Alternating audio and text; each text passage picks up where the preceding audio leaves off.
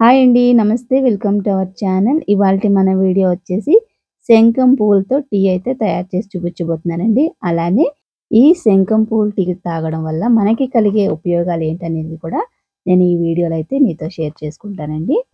ఇక్కడ నేనైతే 2 రకాలు తీసేసుకున్నానండి. తెల్లవి అలానే మన నీలం కలర్‌వి కూడా తీసుకున్నాను.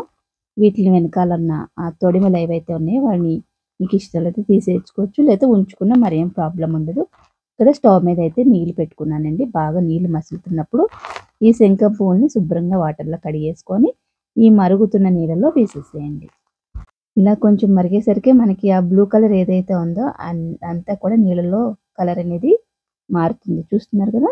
ఇంక ఇది తాగడం వల్ల ఉపయోగాలు ఏంటంటే మెదడు చురుగ్గా పనిచేయడానికి ఉపయోగపడుతుంది. అలానే బరువు తగ్గడానికి ఉపయోగపడుతుంది. అలానే ఎవరికైతే షుగర్ లెవెల్ ఎక్కువ ఉన్నాయో వాళ్ళకి షుగర్ లెవెల్ అనేది కంట్రోల్ అవుతాయి. అలానే జుట్టు పెరగడానికి కూడా బాగా ఉపయోగపడుతుంది.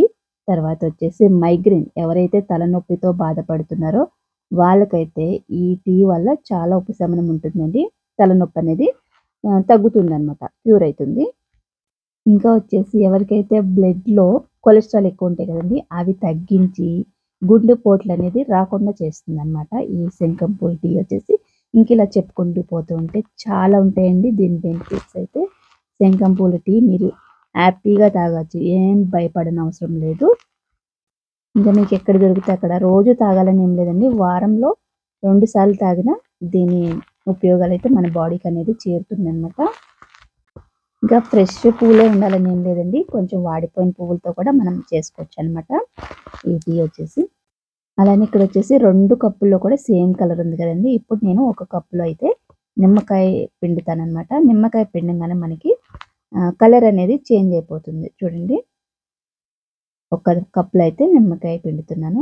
ఏంటంటే కొంతమందికి నిమ్మకాయ పిండుకొని ఇష్టము. కొంతమందికేమో అట్లనే తాగడం ఇష్టమనమాట. అలా ఎవరికి ఏది కావాలంటే అలా మనం తాగొచ్చనమాట. కానీ నేను ఒక కప్పులో నిమ్మకాయ పిండగానే చూసారా కలర్ ఎలా చేంజ్ అయిపోయిందో. ఇదిగోండి.